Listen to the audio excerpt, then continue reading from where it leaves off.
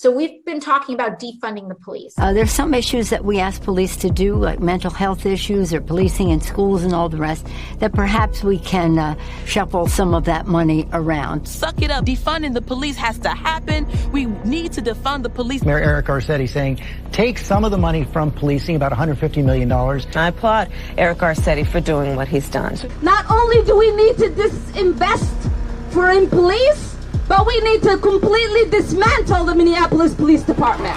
So yes, defund your butts. Defund you. Yes, I support the reallocation of resources from NYPD. We will be moving funding from the NYPD to youth initiatives and social services. They are talking about reducing the allocation of resources to that department. And I think every single city in this country ought to be thinking about the same thing. Yes, I support the defund movement. I'm for responsible reallocation of resources. And defund the police. I think you do all those other things, you don't need all the money that's going to the police department. So yeah, I mean, the spirit of it, I do support that. Yeah, and a lot of us were asked if we could imagine a future without police back in 2017 when we were running for office.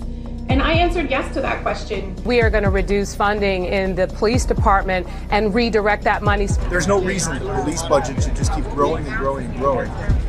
They can make sensible cuts to policing. We propose to redirect over $7 million from the police bureau. That our city, through our city administrative officer, identified $250 million in cuts. Rashida Tlaib tweeting, no more policing, incarceration, and militarization. It can't be reformed. When they're saying defund the police, what are they saying?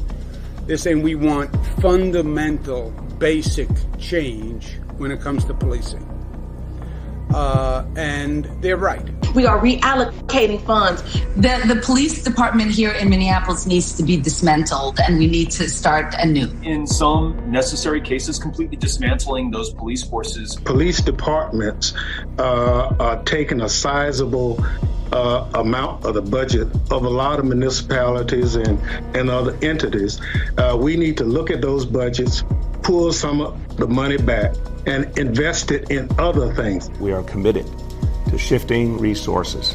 Our calls to defund the police have been met with resistance. To stop investing so much money in this militarized police force and instead invest in the things that our community really needs. Yes, I support a radical reimagining of community safety and public safety. I do believe that we need to reallocate resources away. And will this involve cuts? Yes, of course, to every department, including the police department.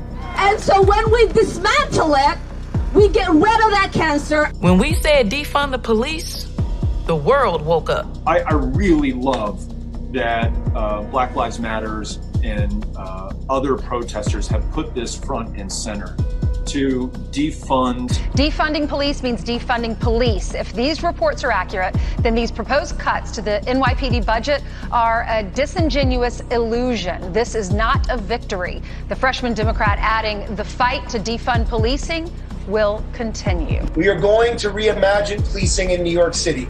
I think the idea of having a police-free future is very aspirational. And I am willing to stand with community members who are asking us to think of that as the goal. Should be defunding or dismantling their police departments, such as in Minneapolis and New York. My answer is yes to that. We need to be looking at it clearly. Which means reallocating and not further investing in a carceral state. Going through a process of dismantling that institution. So defunding the police, for me, it means a reallocation of funds. Why use the word defund? Why use the word defund? And it's like, this is the word that's coming from the streets, We're going to dissolve the gun violence reduction team, the school resource officer program, and the transit specialty units. You don't have one bad apple. You don't have four bad apples. You have a system-wide problem in that police department. And only by completely dismantling that system and rebuilding it intentionally with the community members at the table, do you have any hope of getting it right? Coming together as a community to reimagine what public safety looks like for us. We talk about defunding the police, defunding the Pentagon. My push is that we defund our police departments. This idea of reprioritizing our budget, this idea of moving funds and reinvesting. It means that we need to look at ways in which we can reduce the amount of resources that we're providing to the department, redirect those funds. To make sure that that defund is first understood and that we bring that home to our communities. So Minneapolis unanimously just voted on a resolution that will engage the community on a one-year process of what happens as we go through the process of dismantling the department and starting anew. And what we committed to was a community process to help reimagine public safety. The city council in Minneapolis made the right decision. So when we talk about defunding, it can show up in multiple ways. We obviously took money out of the NYPD budget, put it into youth programs, put it into social services, put it into recreation centers for young people. That's really the right direction. I'm glad we did that. Not only do we need to defund, but we need to dismantle and start anew. Allows us to really reimagine what public safety should look like in our community. It means a dramatic reduction in the number of police in our poor communities, and particularly our poor Black and brown communities.